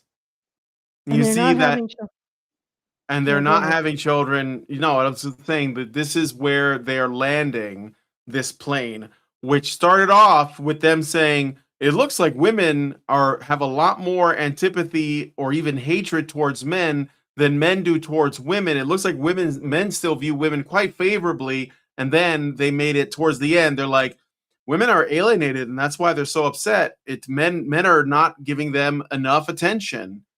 The government's not doing everything they ask. They're not just granting wishes like some kind of genie. They're not doing these things. And so I'm sympathetic to women who aren't getting their wishes granted. I mean, that's what it's landing on. Do you see that? Yeah, I mean, unless they're trying to be fair and both sides. No, I don't think they are. This is like nearly the end of the video. I think this is the pivot. I mean, it's a very progressive outlet. And look, I think the woman who brought the study, the blonde, she's probably the least, let's say, the least cringe on the panel. Like, she's obviously been invited on the panel, so she must have some overlap beliefs wise, but she's also the most objective. She's like, well, this is what the data shows. And it's surprising, but and she even like sort of, I wouldn't say defends men, but she sort of says it's interesting that men are not as upset as women are, even though men, I think, should have more cause to be, and they're not, which is probably good for society, but she doesn't acknowledge that, I guess. But the other women are just trying to be like, well, it's something men have done something. Like men must have done something to make this happen. But anyway, let's see. 20 yeah, it's a little bit. This is the last time code. We're just gonna get through this. Yeah, exactly. And it's interesting because I think you mentioned it, Scarlett, but the way that they feel more positively about communism and socialism than they do about capitalism. Is that right? Yeah, it's they quite a do. big shift, isn't it? That is, yeah. I mean, I was quite so. Overall, women have a sort of, we say, +2 view of capitalism, so just about in net positive. Right. But they have a much more favourable view of communism. It's on +11. So they do feel much more favourably inclined towards communism. One of the interesting divides I found, because I do think what you do. It's because they think that men are going to basically do all the labor and take care of them if they do that. So they basically just like the government. Saying it depends what spin. That's why they're not pessimistic about a large government. Communism over capitalism. Communism is the redistributive model. Resources distributed broadly. Everyone receives, nobody earns differentially. That's the oxytocin generalist social model applied to economics. Of course, they're going to be more communist. They're women. Mm-hmm. Yep. And they're not just any women. They're women who have lived in a situation where they don't have to fight for anything. Yep. That's you put women in a situation where they have to fight the environment, they have to fight poverty, they have to fight war, they have to fight a freaking plague, they have to fight any kind of threat. They don't like communism. You remember that older Chinese woman who went into the that hearing about gun control, and she said, can you promise me the government isn't going to become tyrannical? And then they were like, blah, blah, blah. And she said, well, you can't promise me you're not getting my guns. Yeah. That's a woman who went through something, who had to fight for something. And that's not these women. These women have never had to fight for anything in their life. That's why they're communists. Yep. All right. All right. Keep going. To put on it, but the data does bear out that especially white, but middle class educated women do feel these things more strongly than the rest of that cohort. Women who don't have to fight. Yeah. Like literally Middle class women, affluent women. Yeah, that is the group of women who don't have to fight, and they are not elite enough that they understand what's going on. Right? Because the women on top, they have kids, they have lineages. They make sure that their children aren't taught trans stuff in school because they want to stay on top. They're actually fighting for something. The elite women are fighting for something. White, middle class, moderately wealthy women, they have nothing to fight for and they've never fought for anything in their life. So they act like this. Yep. Okay. As well, I think, is that there's a huge difference between what I call like the COVID, or many people call the COVID generation, Right, and yeah. their slightly older peers. So if we break out the sort of 18 to 25-year-olds versus the 25 to 30-year-olds, the 18 to 25-year-olds feel these things much more extremely. And with the 18 to 25-year-olds, so poor is their view of capitalism that they actually have as favourable view of fascism. Now, I'm not suggesting that all these under 25s are fascists. They are very clearly not. They're very, very far from that. but I thought There really isn't that much of a difference, so it makes sense. Fascism and communism are not that different. I'm sorry. They're not opposites. Stop pretending they are. They're very similar. I thought that was the bit that really made my jaw Yeah. drop. Yeah. That's amazing. And I suppose we haven't talked about COVID, but that is, I mean, that's such a big percentage of some of these women's lives. They're so young, and it was their formative years that were impacted by this, whether they were at university or whether they're at school. You could also argue that they're like fucking kids and they don't actually understand what it is they're advocating for because they're 18. But okay, let me see if there's like anything else to this thing. I think we might be about done here. But like women have become very radical politically. There's like 30 seconds. How far did you find that being something that they would sort of refer back to as the thing that kind of radicalized them sounds pejorative, but, you know, sort of led them to where they are now? I really think that is a massive factor in it. I mean, they didn't cite it so much, but you have to think, well, because I'm 28, so I'm just sort of the older, just a bit older than these people. And at school, I was part of these feminist society, and at university, these kind of protests. I was sort of in that kind of world, but I was trying to think, what's the difference between my experience of it, where everyone was talking about progressive things and fourth wave feminism and all that stuff. What's the difference between that and these people now? And it is just that this overwhelming bleakness that I don't recognize that at all from when I was at school and when I was at university. Okay. So she's saying that when she was in school, and she's not old, she's the youngest one on the panel, so she's probably like in her 20s. So this is, you know, like she's maybe in her late 20s. She said that she was into the feminist thing. And it's funny, the way that she talks about it, it sounds like it was just something fashionable, not like serious, but like, oh, I did this because I made friends doing this, you know. It was almost like a fashionable thing, like all the cool kids are feminists now. And then she's like, well, that was in those days I did that, and now I don't do that. But I noticed there's a lot of bleakness amongst the women. It's almost like I didn't warn them that this was going to be a nihilistic ideology, because it is. And now I don't know, she doesn't relate, and they're going to try and blame it on COVID. But that's basically the last time what code, you can so. actually blame it on, right? Okay. Her generation still had men willing to engage. Right? So they could be bleak, or they could have these nihilistic belief systems, but they still had men to drag them out of it. I don't think these women do anymore. Right? Yep. I think that's the difference. Men make everything better. Put that on a mug. All right, let's go. That's it.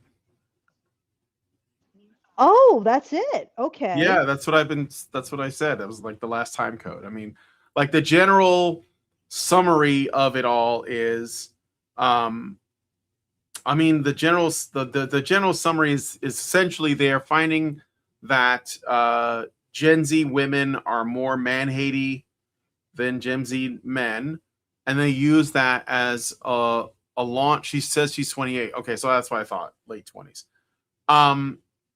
They found polling that reveals a significant asymmetry in how young women and men view each other. 72% of young men hold a favorable view of young women, while only 50% of women feel similarly about men.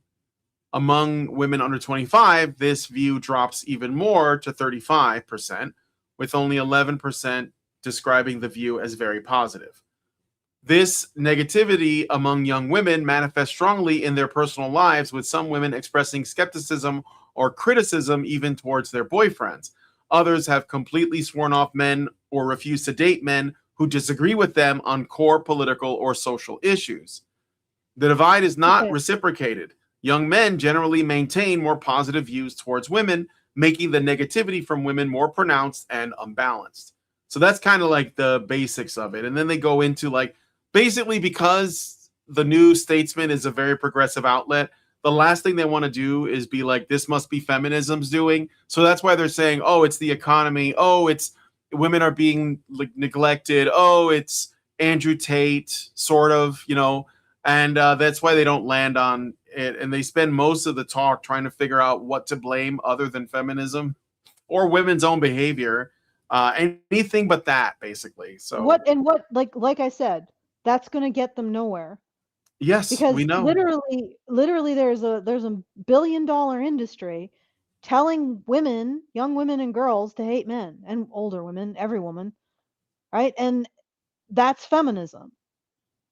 And if you include all of feminism's various enterprises, it's probably a $1 trillion industry, right? And it gets its money from disrupting and destroying the relationship between the sexes and advocating for the spinsters who result. And then they create this sense that they advocate for a large body of women, which gives them a lot of their political power and their political clout. And they need women to buy into it. And so they've constructed this narrative that men oppression, heterosexuality is the site of oppression. They need the party of single ladies in order to have their political clout. Otherwise, it doesn't work. All right, so they promote these narratives, which are horrendous and wrong and are specifically designed to tear men and women apart. And then these women are like, oh, well, where did this hatred of men come from? I wonder. And if they can't identify the source of it, how are they ever going to do anything to change it? And the answer is they aren't. They're just going to keep identifying it, and saying, oh, that's strange. Where did that come from? Oh, well, I guess, no, better put some more money into feminism, because if these girls, in fact, we probably have just heard what their solution would be. These girls aren't feeling heard. They're feeling isolated. Mm-hmm. They should be less isolated. We should have a government program. Heck, well, we should probably have a feminist initiative. Yeah. We should open up a new ministry. A ministry for women feeling isolated. Women feeling isolated, politically isolated. Like, that's going to be their solution. And you know what the actual, I'm gonna give you another interpretation of what the actual problem is, and I'm gonna do it based on endocrinology. I'm sure you guys are fascinated. This is my new autistic obsession, so I'm gonna take you through it. All right. So what the data actually shows, and this is through the endocrinology architecture framework, and I have found what little information exists about human endocrinology and how it creates the behavior between the sexes, is that when women are subjected, and I've been talking about this a little bit, but I'll lay it out cleanly here before I begin. When women are subjected to threats, stressors, basically anything where women have to fight for something, what happens is their oxytocin is recruited into a vasopressin, more like vasopressin behavior. So the behavior starts to become more male coded. They start to have specificity. So I'm going to fight for this man and these children. They are mine. I'm going to fight for this community. This is the community which has my future in it, the future for my children in it, right? So they start to develop more of that. And that's a very male behavior. Men tend to have specificity. They want to get this done. They want to benefit this person. They want to protect these kids because they're their kids. They want to work for this family because it's theirs, right? They want to fight for this army because this is their nation, that kind of thing. That is a male thing. It's mediated by vasopressin. So women under threat start to operate more in that mode. Okay? And our problem really, and where the radicalization of women is really coming from, is they are artificially allowed to saturate themselves with like pure oxytocin, pure feminine oxytocin expression in a way that has never existed before in human history. They are too feminine. That is literally the problem with our society. It is, on an endocrine level, it is too feminine. Way too feminine. We have achieved levels of infra pink that should not be possible, should be inconceivable. So anyway, these young women have a favorable view of communism because, of course, communism is infra pink thinking over capitalism. The under 25 cohort has a favorable view of fascism. I'm not going to go through the Trump stuff. The speakers treat all of this as political opinion.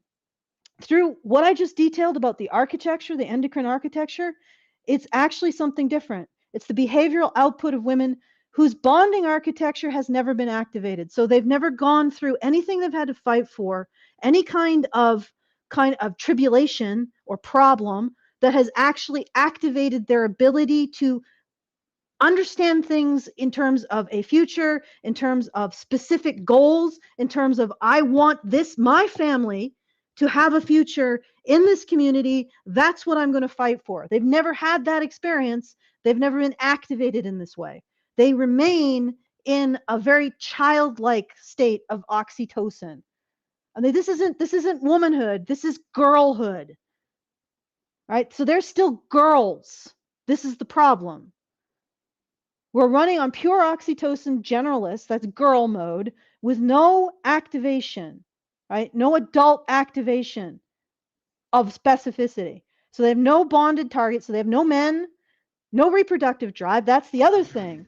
Women saturated in girldom. Wait, I shouldn't even call them women. Girls saturating in girldom don't have any reproductive drive. Right? They don't have a man to have a reproductive drive with because they don't have specificity. They can't fall in love. These girls that they were talking about with their extreme political position, they have self-selected out themselves out of the ability to fall in love. We are now constructing women who cannot love because they cannot develop the specificity of this person, this man, this is mine.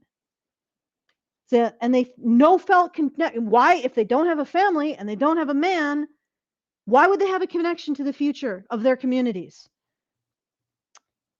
All right. The fascism finding it, well, keep going. I still have more. Yeah. I got you for another 14 minutes. The fascism finding in the under 25. I have a couple super chats too, so just keep that in mind. Good. It's probably not ideological fascism. It's the word strong attached to state, and these women are seeking a powerful protective structure because they have no personal protective structure. No bonded partner, husband, no family unit, no coalitional embedding. So they don't have a clan, they don't have a family, they don't have a community that they recognize. Like, that's the other thing. Their community is a source of racism and sexism and patriarchy. So it's a danger. But somehow the state is fine. I don't know how that works. The state becomes the substitute for a custodial architecture they don't have. They want a strong state. The way a woman with like an adult hormonal profile who's gone through this priming wants a strong man as a source of protection and order. But because the bonding architecture hasn't activated, the desire for protection attaches to the only entity available, which is the collective, which is the social web. Okay, so these women are totally done with men. The interviewer, who was feminist in his 28, was part of the same ideological ecosystem. She doesn't recognize the nihilism. Her generation was angry but energized. Books to read, new concepts, excitement. This current generation is bleak. The difference maps to the cross-activation timeline. So what I'm talking about cross-activation is, again, women activated to have the kind of specificity you associate with men. So they go from being a girl to being a woman. All right. New ideas, new language, the sense of collective project. The younger cohort inherited the framework. The feminist framework is settled orthodoxy. No novelty, no discovery, just the output. Separation from men, adversarial orientation, suppressed bonding. Without the excitement of the ideological project that generated it. The consequences without the thrill. So the analysis is this woman got feminism when I guess it was still felt new. Now they just have the downstream nihilistic consequences of it. Done with men in a 21-year-old woman isn't a considered evaluation based on experience. So these women don't have experience with men. So why are they done with them? It's a woman, or it's a girl who has never experienced that kind of priming. So she has to fight for anything because her environment never produced the cross activation conditions, describing the absence of something she doesn't know she's missing. So these women don't even know what they're missing. Like the previous generation, like my generation, her generation, 28-year-old, might have had actual experience with men, right? Something, a little bit. And before that, generation, I don't know what, I guess our generation, Brian, was like the last time there was any kind of warmth between men and women. But anyway, she isn't done with men. She never started. So these young women, how could they be done with men? They've never encountered one. The bonding architecture that would produce specific desire for a specific man has never been activated. They never had to fight for anything. Done with men is what the absence of that activation feels like from the inside when the only framework available to explain it is political. They've never been activated to want a man because they never had to fight for it. So you see what I'm saying? Oxytocin doesn't generate a desire for a specific person. It just generates a desire for the social web. You need to be activated as a woman. You need to become a woman to have a desire for a man. This is why hunter-gatherer tribes, people don't realize this. Hunter-gatherer tribes had initiations for girls. Like when they achieved menarche, they would go through trials. They weren't necessarily as physically extreme as the male trials, but they usually involved a combination of being removed from the social web. So they were isolated. They were put in a hut and they had to meditate for months alone, right? That's actually a very, very strenuous thing to do. They had endurance. In some tribes, they would have to run. Like they would take the girl and they would make her run until she fell down from exhaustion, and then they would make her do it again for days, or they'd make her dance for days. So these were physically arduous situations that took some form of grit to get through. So they would force these girls to endure depredation, exhaustion, isolation. And then when they were done, priming the girls into womanhood, they would present suitors, like the eligible bachelors of the tribe, and she'd make a selection, or they'd court or whatever. But that's how the cultures that are closest to the edge of survival dealt with it, because they couldn't. The hunter-gatherers would not be able to survive with the women that we can enable in our societies, with the infra pink. They would have all died with the women that we see today. These women would have caused so much problems that they could not allow a woman, a girl, they couldn't allow a girl to end up like one of these individuals, these non-activated women, so to speak. The bleakness is architectural, not political. Gaza, Trump, climate change, the cost of living. These are the content. These are the content the bleakness attaches to. They're not the source. A woman bonded to a specific man, pregnant or raising children, invested in a concrete future, processes Gaza as a distant horror. A woman with no bond, no investment, no specific future processes Gaza as evidence the world is ending, but she'll also not do anything about it. She's just signaling to her relational web. The difference is in empathy. It's whether you have something local and concrete that anchors your emotional processing, or whether your oxytocin generalist system is distributing its concern across every global tragedy simultaneously with no local bond to regulate the input. And also, you're not doing anything about any of this. You're just feeling a lot of things and signaling a lot of things. The unbonded woman is neurochemically unregulated. She has no bond partner whose presence suppresses her cortisol. She has no specific investment that prioritizes her emotional attention. Every input from the global information system hits her unfiltered because she has no filter. The filter is the bond. The bond doesn't exist. So she absorbs Gaza, Trump, climate change collapse, housing costs, and the war on women simultaneously, and the cumulative weight produces the bleakness the interviewer can't recognize from 5 years earlier, when she was capable of actually bonding with men. Like, I'm pretty sure that she has a husband or something. Well, there you go, lady. That's why. That's why you are functional. Because men make everything better. Put it on a mug. No one's been trying to speak with them. The speaker says this is a political observation. Labor hasn't reached out to these women, these girls. Through the framework, nobody can speak to them because nobody has the vocabulary for what's actually wrong. Their problem isn't political representation. The problem is that the bonding architecture that would give them a concrete stake in the future has never been activated, and every institution in their environment is designed to prevent that activation. We are coddling these girls, and they are never achieving any form of adulthood. No political party can offer them what they actually need. The conditions under which that specificity, that adult hardware, would come online and convert their diffuse generalist bleakness into a specific directed investment in a bond, a partner, a family, a future that belongs to them rather than to everyone abstractly. And everyone abstractly, so nobody in actuality. All right, I can stop there if you would like. If you like, I have more. on what the speakers are doing and the modality that they're speaking in, but it's getting maybe a bit. At least we could do the super chows. I'll read the super chows.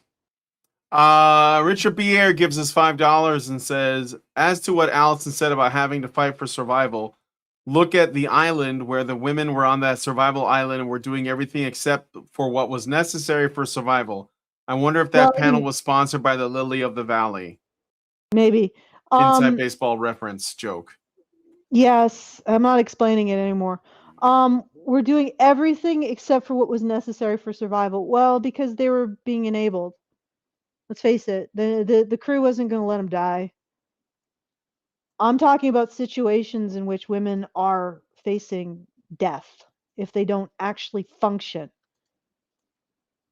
And that doesn't exist in our world. And that means that what we're dealing with is a bunch of girls. We're dealing with girl culture. We're dealing with infra-pink culture that never has to actually develop any kind of adult architecture.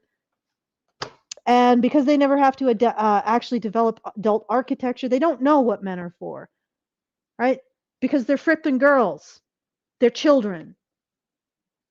They have no ability to bond like adults. They have no ability to actually look at the world like adults. Everything is their relational web. There's no specificity. Okay, let's go to the next one.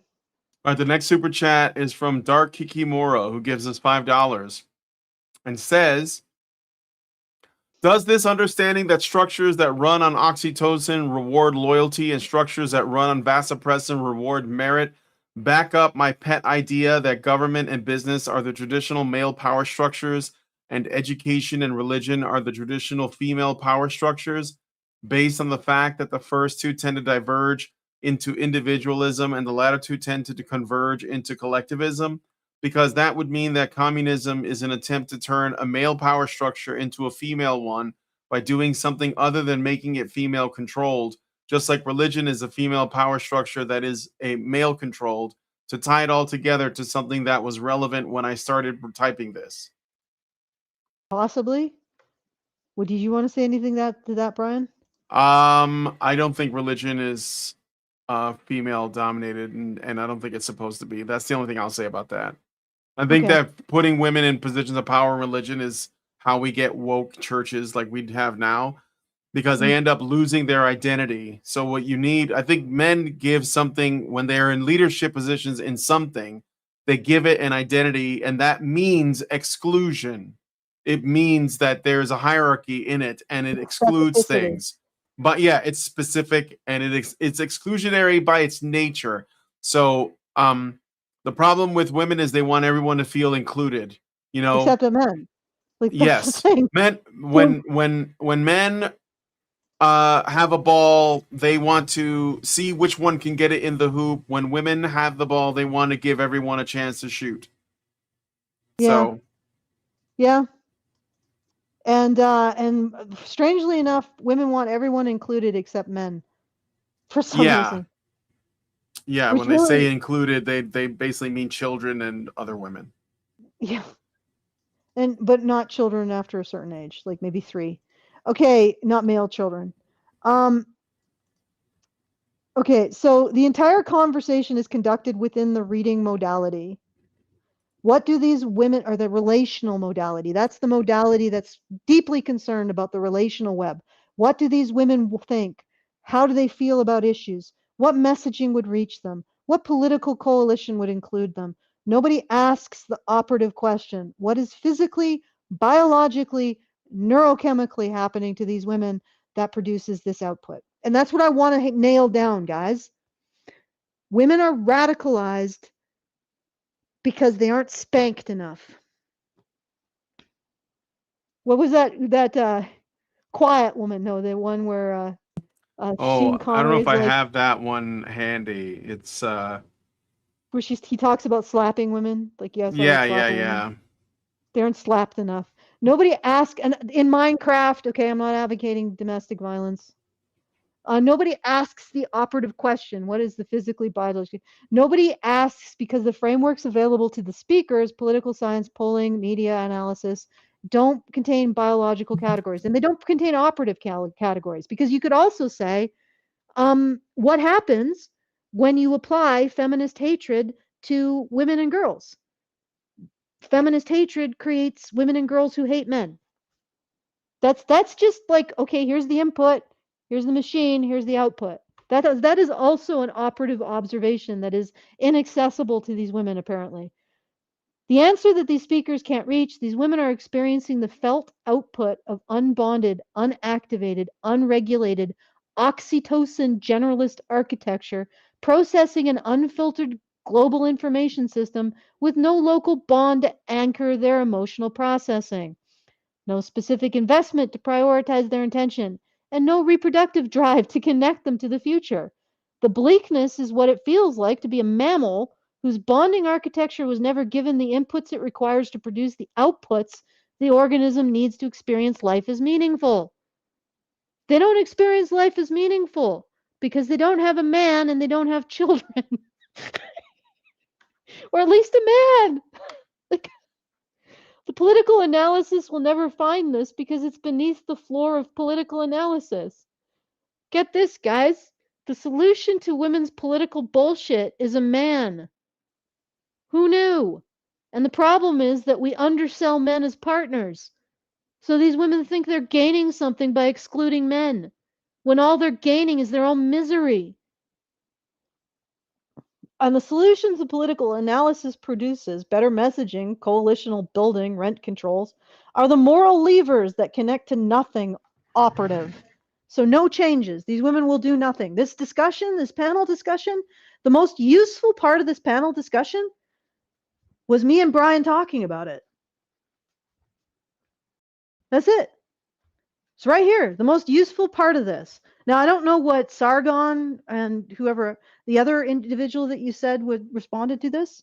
Who is it, Brian? V Monroe. I mean, there's Yeah. probably a lot of other people too, but it was. Yeah. I I'm saw not sure that. if I they- didn't watch Sargon's video. I just know that he made one about it. It's like an I'm hour sure long. they so- probably said something useful, right? But I think my analysis and Brian's explaining my squirrel tracks, and also bringing his own analysis, this is the most useful thing that happened from the existence of this podcast. Right? So I hope that was enlightening. Like, we're not going to solve this problem. Women are going to be girls are going to be radicalized by infra-pink society culture for as long as they don't get the necessary inputs for them to grow the fuck up. And we're all going to have to live with this bullshit. And get this, hunter-gatherers would not have let this happen. They would not have allowed these girls not to grow into women. They would have applied the necessary pressure to make these women, these girls, grow the fuck up. And that's the problem with our society. We have a whole bunch of quote unquote women who are actually girls, who are actually children with boobs, and but not adult brains. All right, that's my conclusion. Thank you all for coming to my TED Talk. Okay. All right. Well, so I don't have any more super chats or anything, so All right, so I'll do the things. If you would like to send us a message at any time the show's over, we will respond to it. We will respond at Daikayamora, right? Dark Kiki Mora. We will when we talk about Byrony again. But if you want, you can go to that show and make sure we respond to it. But we will respond to it. If you send a message, feedthebadger.com/just-a-tip, and anytime the show is over, after the show is over, we will respond to it in the next show that's relatively similar topic. And if you want to support the show, feedthebadger.com/support. And if you want to join us in our community and read more of my thoughts on architecture, like endocrine architecture and what's really going on, you can do so at badgernation.online. And I shall now hand it to Brian because it is the time. all right then. If you guys like this video, please hit like, subscribe if you're not already subscribed, hit the bell for notifications, leave us a comment, let us know what you guys think about what we talked about on the show today.